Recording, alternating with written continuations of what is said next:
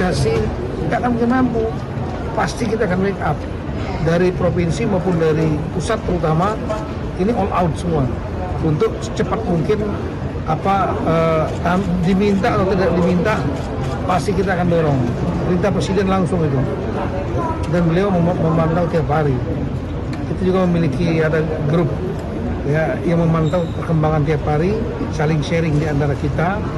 Nah, jadi jangan berpikir bahwa semua bencana pasti harus kepala daerahnya mandiri, nggak gitu.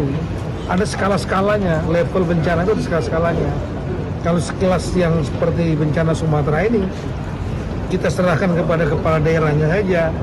Wah, mereka setengah mati, kasihan rakyatnya, kasihan juga kepala daerahnya. Terima kasih Anda masih bersama kami. Pemirsa, saya ingin langsung ke Pak Victor. Pak Victor, kalau bicara status bencana nasional dan bukan, itu beda nyatanya apa Pak? Untuk terutama terkait dana, lalu kecepatan memperbaiki dan merehabilitasi para korban ini Pak? Ya, pertama saya mungkin mau update dashboard. Dashboard terbaru itu 712 yang apa itu Pak? Yang meninggal dunia. Oh, sampai sekarang ini? Ya, lalu 507 yang hilang. Jadi memang naik terus angkanya. Tadi ini dashboard jam setengah 7 tadi. Oke, 712 sampai kita bicara yang sudah meninggal. Ya, dan 507 yang hilang. Oke. Jadi, ya, pertanyaan itu yang kerap ditanyakan oleh berbagai pihak dan rasanya ada sisi psikologis selain sisi penetapan secara normatif ya. Sisi psikologis adalah harapannya dari keluarga-keluarga yang terdampak dengan penetapan bencana nasional itu segala sesuatunya akan lebih cepat, lebih kuat dan lebih tanggap. Itu anggapan. Kami menghargai. Artinya BNPB menghargai dan juga lembaga-lembaga kemanusiaan, lembaga-lembaga advokasi juga melakukan hal yang sama. Kami menghargai. Pertanyaan kalau bedanya di mana? Bedanya adalah memang ketika kita sudah memiliki aturan undang-undang yang menolong kita untuk melakukan tata kelola kebencanaan, itu kan berjenjang ya. Artinya ketika bupati, wali kota tidak sanggup lagi, mereka naik ke provinsi. Dan kemudian sesudah provinsi, tadi Pak Rohmin sudah mengatakan juga, kalau provinsi sudah tidak sanggup, baru naik ke pusat, tapi itu pun harus melalui sebuah kaji cepat yang akurat dan kemudian juga reliable. Oleh pemerintah pusat? Itu dilakukan bersama pemerintah pusat dan kemudian daerah. Kementerian dan lembaga bekerja bersama-sama untuk memverifikasi angka-angka tersebut. Sehingga kalaupun itu ditentukan sebagai bencana nasional melalui proses yang akuntabel dan kemudian bisa melakukan secara berjenjang semua pihak. Dan oleh karena itu kalau bedanya apa? Pertama, harapannya adalah memang atau paling tidak literasi yang perlu kita katakan, semuanya itu mungkin orang berharap baru pemerintah pusat akan all out. Tetapi tadi baru saja kita dengar dari Kementerian Dalam Negeri, Pak Menteri mengatakan sudah all out. BNPB juga sudah all out. Dan kemudian kalau kita katakan pendanaan bagaimana? Pendanaan juga sudah all out, artinya pembiayaan.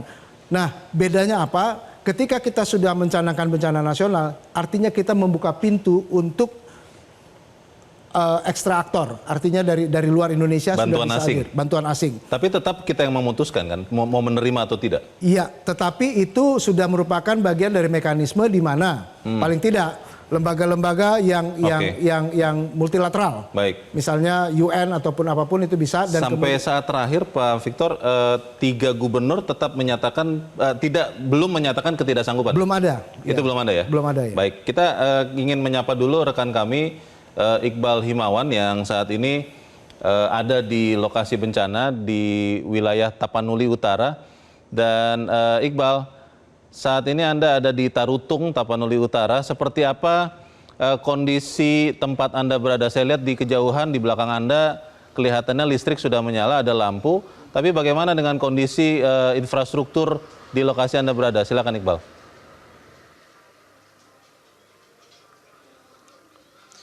Leo, kalau di Kota Tarutung di Tapanuli Utara ini sendiri memang kehidupan berjalan lancar karena ini berjarak sekitar beberapa puluh kilometer ya dari lokasi yang paling parah terdampak bencana, yakni seperti contohnya di Dusun Lobu Piningi dan juga dusun atau Desa Sibalanga. Nah, di Desa Sibalanga inilah yang aksesnya terputus sama sekali sehingga akses dari Kota Tarutung menuju Sibolga ini putus total. Nah, kami sempat meninjau kedua lokasi. Memang yang pertama di Tapanuli Utara, yang terparah di Desa Sibolga Sibalanga. Dan kami juga sempat langsung datang ke lokasi bencana di Tapanuli Selatan, yakni tepatnya di Desa Garuga. Nah, di Desa Garuga ini sendiri terpisah menjadi 2 kabupaten ya, antara Tapanuli Tengah dan Tapanuli Selatan. Di situ terlihat sekali kehancurannya. Jika kita berbicara soal infrastruktur, kehancuran di Tapanuli Selatan mungkin lebih terlihat nyata, apalagi kalau kita melihat gambar udara. Sekilas saja, secara kasat mata saja terlihat bahwa kehancurannya begitu besar, dampaknya begitu besar dari bencana banjir dan longsor yang terjadi pada 25 November 2025 yang lalu. Memang kalau kita berbicara di tempat saya berada saat ini, di kota Tarutung, yang terasa saat ini adalah perputaran ekonomi bagi beberapa warga ini terhenti karena langkanya BBM yang tersedia. Terjadi krisis BBM sehingga beberapa warga yang menggantungkan mata pencaharian mereka dari ketersediaan BBM ini otomatis tidak bisa bekerja seperti sedia kala. Artinya mereka harus menganggur untuk sementara sampai BBM pasokannya kembali normal. Ini mereka diantaranya ada driver atau supir angkot, kemudian supir bentor, kemudian yang pemilik warung, dan juga beberapa bahkan sampai ke guru, dan juga banyak pemilik UMKM yang mengeluhkan ketidaktersediaannya BBM yang ada di SPBU di seluruh kota. Sementara itu, infrastruktur yang kami lihat terparah memang di Desa Garuga di Tapanuli Tengah. Di situ jalan hancur, hampir tidak terlihat sama sekali. Lebih terlihat seperti hamparan pasir, terlihat seperti pantai bahkan, karena semua rumah yang ada di situ itu sudah tersapu oleh longsor yang terjadi pada 25 November lalu. Dan kalau kita berbicara soal angka ya, memang ada beberapa lembaga yang sudah mengeluarkan perkiraan angka atau material yang dihitung berdasarkan jumlah kerugian material. Yang kami kutip beberapa di antaranya ini menyebutkan kerugian di Sumatera Utara mencapai 2,07 triliun rupiah. Tapi setidaknya dari yang kami lihat, di Desa Garuga saja yang terbentang mulai dari Tapanuli Selatan hingga Tapanuli Tengah, ini infrastruktur yang hancur. Ini antara ratusan rumah yang ada di seluruh Desa Garuga itu hampir tidak terlihat lagi bentuknya, bahkan banyak yang sudah tersapu sehingga tinggal ada hamparan pasir. Kemudian barang-barang berharga milik warga seperti emas, kemudian uang dan juga surat-surat berharga. Kemudian pasar, rumah ibadah, baik itu gereja, masjid maupun tempat ibadah lain, kemudian perkantoran, sekolah-sekolah, kendaraan warga seperti mobil, sepeda motor, jaringan telekomunikasi, kemudian kabel fiber optik, toko-toko dan juga warung milik warga ataupun UMKM milik warga. Dan juga yang sangat berpengaruh terhadap masa depan dari para korban longsor dan banjir adalah kebun dan juga sawah. Ini hancur semua, longsor disapu oleh longsor maupun banjir.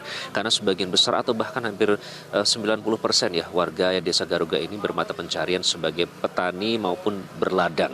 Nah, sawah mereka yang sebenarnya sudah hampir sedikit lagi dipanen ternyata hancur, diterjang oleh longsor dan banjir. Begitupun gudang-gudang yang sehari-hari menyimpan bahan pangan seperti beras, ketela, singkong dan lain-lain itu juga tersapu oleh longsor maupun banjir. Itu pun dihitung sebagai kerugian material.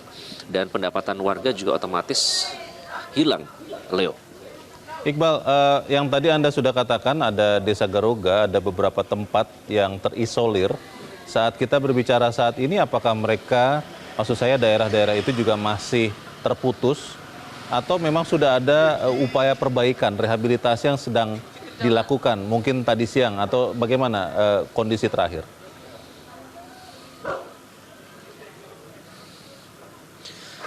Kondisi terakhir kami meninjau sudah mulai dilakukan perbaikan, Leo, terutama di infrastruktur ya.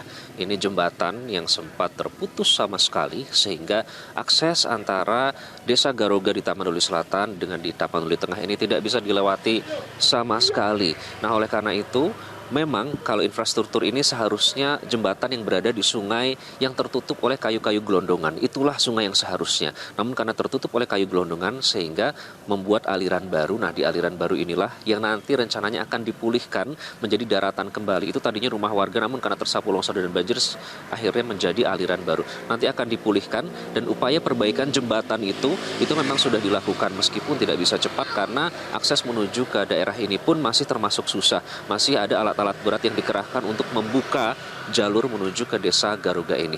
Meski demikian, yang perlu menjadi perhatian, Leo, ini warga yang berada di Desa Garuga di timur, di Tapanuli Tengah itu ternyata masih banyak yang belum mendapatkan bantuan yang ada.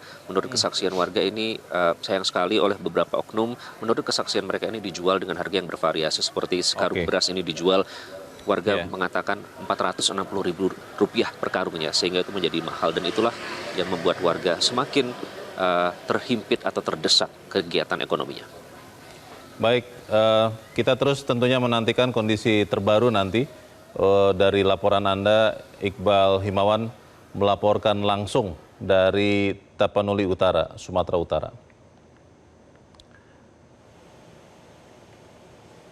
Saya ingin langsung ke Pak Fakir. Tadi baru saja rekan Iqbal Himawan mengatakan masih ada warga yang belum mendapat bantuan. Di sosial media memang harus diverifikasi, ada gambar-gambar video yang memperlihatkan di beberapa tempat ada yang menjarah begitu ya, karena katanya belum dapat makanan. Ini masih harus diverifikasi. Tapi kalau temuan teman-teman PMI seperti apa, Pak Fakir? Kita memang fokus pertama adalah yang tadi saya sebutkan, memastikan keselamatan dulu. Yang kedua, keselamatan, kemudian untuk penampungan mereka. Jadi justru ada prioritas penanganan kita. Kalau mereka yang kita nilai masih bisa mencari makan sendiri, maka mereka masih bisa mandiri. Tetapi mereka yang sama sekali tidak bisa melakukan apa-apa, hanya pasrah saja. Nah, itulah salah satu yang menjadi target kita. Nah, karena itu kita akan coba verifikasi di mana itu, dan bisakah kita melakukan akses ke sana dan bisa mengevakuasi mereka ke tempat yang lebih aman, itu akan kita lakukan. Jadi karena itu sekali lagi tempat-tempat yang kita prioritaskan adalah mereka yang memang tidak punya harapan untuk mendapatkan bantuan. Nah, bagi mereka yang sudah, kita itu kemudian adalah prioritas berikutnya. Yang berikutnya juga adalah menyangkut kebutuhan dasar mereka.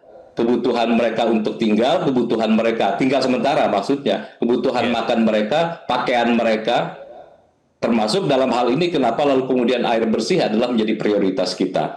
Air bersih itu untuk masak, untuk mandi dan lain sebagainya, itu sangat diperlukan. Dan kalau tidak ada PDAM di sana, kita akan mengelolanya dalam bentuk pengolahan air. Jadi air yang kita olah menjadi air bersih. Kira-kira seperti itu, Bang. Pak Fakir, saat ini Anda dan teman-teman PMI itu bergerak menggunakan dana siapa, Pak? Dana internal PMI saja atau mulai sudah ada bantuan? Kita menggunakan dana PMI. Kita juga punya gudang-gudang. Jadi gudang-gudang yang ada di Serang, gudang ada yang juga kebetulan di Padang, itu kita kerahkan. Nah, operasionalnya juga dari pusat dalam hal ini, karena mungkin daerah tidak memiliki biaya untuk operasional, maka akan kita supply dari pusat. Kita punya hubungan baik dengan beberapa mitra kita. Apakah itu federasi, ada American Red Cross, ada Australian Red Cross, selain juga donatur-donatur kita. Kita mulai membuka, dan alhamdulillah sudah mulai banyak donasi yang disalurkan kepada kita. Kita juga kerjasama misalnya untuk penyaluran bantuan.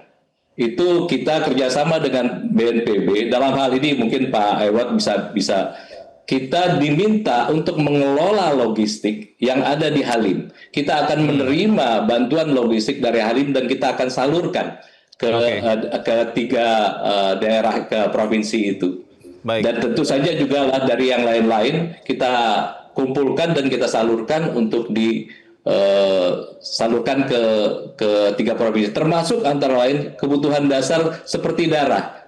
Darah juga kita sementara ini supply dari Jakarta, Bekasi, dan juga dari Bogor. Pak Fakir, dari pengamatan teman-teman di lapangan PMI, masalah ini rehabilitasi bencana bisa dilakukan oleh pemerintah daerah saja atau memang harus pemerintah pusat yang juga membantu, Pak?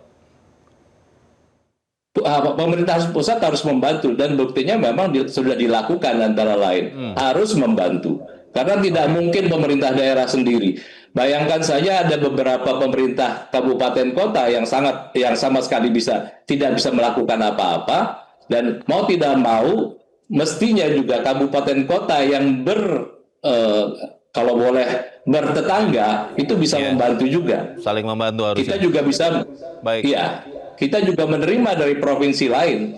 Saya lihat dari provinsi ini kita mengerahkan tangki saja, kita dari Jawa Timur, Jawa Barat, dan Jawa Tengah kita kerahkan semua ke sana. Ada 35 tangki air. Sementara yang dari Sumatera sendiri, dari Jambi, dari Sumatera Selatan, dari Lampung, kita kurahkan juga ke sana. Ini adalah bagian dari mobilisasi untuk membantu operasi kita di sana. Pak Rohmin, saat ini memang statusnya belum bencana nasional, tapi pemerintah pusat mengatakan kekuatan nasional sudah turun. Kalau menurut Anda itu sudah cukup untuk merehabilitasi 3 provinsi di Sumatera ini, atau memang masih perlu status bencana nasional itu, Pak Rohmin? Pertama, kalau dari segi pemerintah daerah memang semacam double jeopardy ya bencana ini, karena faktanya TKB atau transfer keuangan daerah kan di tahun 2025 itu dipangkas lebih dari 40% gitu ya. Jadi dalam hal itu aja sudah kedodoran ya. Kemudian saya lihat data statistik ya yang sangat sohih mengatakan bahwa anggaran BNPB tahun 2021 Bung Leonard itu mencapai 7, sekian triliun. Tahun 2025 anggarannya itu hanya 1, sekian triliun gitu ya. Jadi itu memang perlu kita berkaca diri ya, bahwa kita kan negara yang sangat prone ya, atau sangat resikonya tinggi ya dengan bencana alam, bencana hidrometeorologi semacam banjir, kemudian bencana lainnya yang tsunami, gempa bumi dan seterusnya. Nanti kami di DPR akan dorong ya bahwa harusnya karena daerah kita itu negara bencana, ada ring of fire. Bayangin 70% of vulkan atau gunung berapi located terdapat di negara kita. Lalu kita pun salah satu negara yang sangat berisiko tinggi terhadap bencana hidrometri seperti banjir. Jadi itu nanti di DPR akan kami tekankan bahwa harusnya untuk dana bencana jangan dikurangi secara drastis. Jelajahi cara baru mendapatkan informasi. Download Metro TV Extend sekarang.